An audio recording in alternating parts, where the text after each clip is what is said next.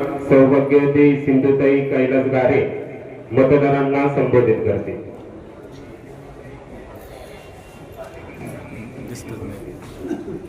हिंदवी स्वराज्याचे संस्थापक अखंड महाराष्ट्राचे आराध्य दैवत छत्रपती शिवाजी महाराज, धर्मवीर छत्रपती संभाजी महाराज, राजमाता जिजाऊ आणि ज्ञानमाता क्रांतीज्योती सावित्रीबाई फुले आणि ज्या ठिकाणी आपले सभा होते त्या गावचे आराध्य दैवत, उभ्या महाराष्ट्राचे वारकरी संप्रदायाचे दैवत विठू माऊलीच्या चरणी नतमस्तक होते. आज ही सभा अतिशय तात्काळ पद्धतीने या ठिकाणी बोलवली आणि अतिशय जलद गतीने या सभेचे नियोजन करण्यात आले.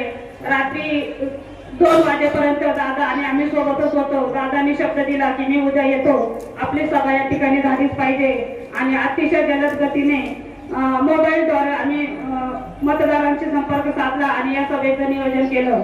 या सभेनिमित्ताने आपल्याला लाभलेले आपले अतिथी शिवजन्मभूमीचे आदरणीय आमदार आणि किल्ले शिवनेरीचे भूषण आदरणीय शरद दादा, या ठिकाणी दादा मी सोनवणे या नावाचा उल्लेख करणार नाही, कारण शरद दादा म्हणण्यामागे जे आपलेपणा असतो तो आपलेपणा आमच्यामध्ये आहे आणि आमच्या दादांचा पाठिंबा हीच आमची ताकद आहे. म्हणून सोनवणे हे नाव नाही घेता मी फक्त शरद दादा असंच म्हणेन. शरद दादांनी आमच्यावर जो विश्वास दाखवलेला आहे त्या विश्वासाला आम्ही सार्थ ठरवूनच दाखवणार आहोत. या सभेनिमित्ताने व्यासपीठावर अनेक जण उपस्थित आहे, त्यामध्ये तालुका शिवसेनेचे संघटक आदरणीय विश्वास नाना असतील, आयलू नाना असतील, नवीनच आपल्या पक्षामध्ये प्रवेश केलेले, आपल्या पक्षाला ताकदीने पुढे आणणारे आपले शिंगाडे साहेब असतील, सगळ्यात मान्यवर आणि उपस्थित सर्व मतदार बंधू भगिनींनो, मी माझी ओळख करून देते. मी सौ सिंधुताई कैलास गारे, माझं गाव तळेरान गावच्या पहिला महिला सरपंच म्हणून मी अतिशय चांगल्या पद्धतीने काम केलेलं आहे आणि आता शिवछत्रपती माध्यमिक विद्यालय आहे फाटा या ठिकाणी शिक्षक म्हणून नोकरी करत आहे. तसं पाहता शैक्षणिक आणि राजकीय क्षेत्र पूर्णपणे विरोधाभास आहे, परंतु आरक्षणाच्या रूपाने आपल्याला महिला राखीव अनुसूचित जमाती या महिला प्रवर्गातून आपल्याला दादांनी ही संधी उपलब्ध करून दिलेली आहे. त्या संधीचं आपण नक्कीच सोनं केलं पाहिजे आणि त्या निमित्ताने माझ्या समाजाचे प्रश्न, आपणही गरीब परिस्थितीतून पुढे आलेला असतो, गरिबीतून काही समस्या असतात किंवा माझ्या समाजाच्या, माझ्या विभागाच्या, आदिवासी भागाच्या किती समस्या कठीण आहेत हे आम्हाला ज्ञात आहे आणि म्हणूनच या निवडणुकीमध्ये आम्ही सहभागी झालेलो आहोत. आपल्या समस्या सोडवण्यासाठी जर आपल्या हक्काचा माणूस असेल, आपल्या हक्काच्या कामासाठी जर आपल्याला देणारा माणूस असेल तर कामा निश्चितच पुढे जातील आणि म्हणून या लढाईसाठी आम्ही सज्ज झालेलो आहोत. खरं पाहिलं तर दादा तुम्ही 2 महिन्यापूर्वी आम्हाला शब्द दिला आणि त्या शब्दाखातर आम्ही प्रचार दौऱ्याला सुरुवात केली. गावोगाव भेटी घेतल्या.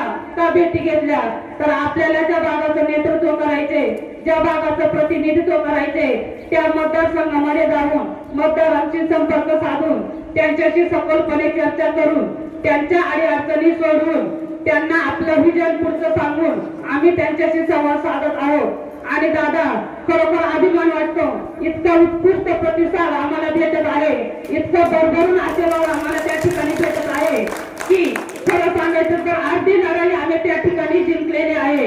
एवढं प्रतिसाद, एवढं उदंड प्रेम लोकांचं आम्हाला मिळत आहे. अगदी घराघरापर्यंत जर एखादा माणूस आजारी असेल तर आम्ही बेडपर्यंत जातो, त्याची चौकशी करतो आणि त्याला मतदान करण्याचं आश्वासन देतो.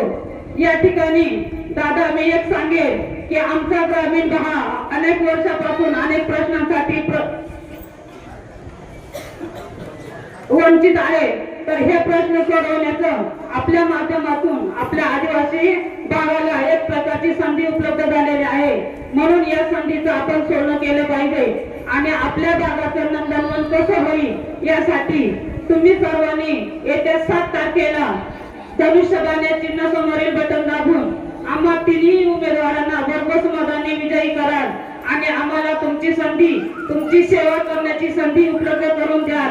आणि निश्चितपणे आम्ही तुमच्या या संधीचं, तुमच्या या मतदान रूपी आशीर्वादाचं सोनं करू आणि आपल्या आदिवासी पट्ट्याचं नंदनवन करू. एवढंच या ठिकाणी ठामपणे सांगते आणि थांबते. जय हिंद, जय महाराष्ट्र, जय जिजाऊ, जय शिवराय.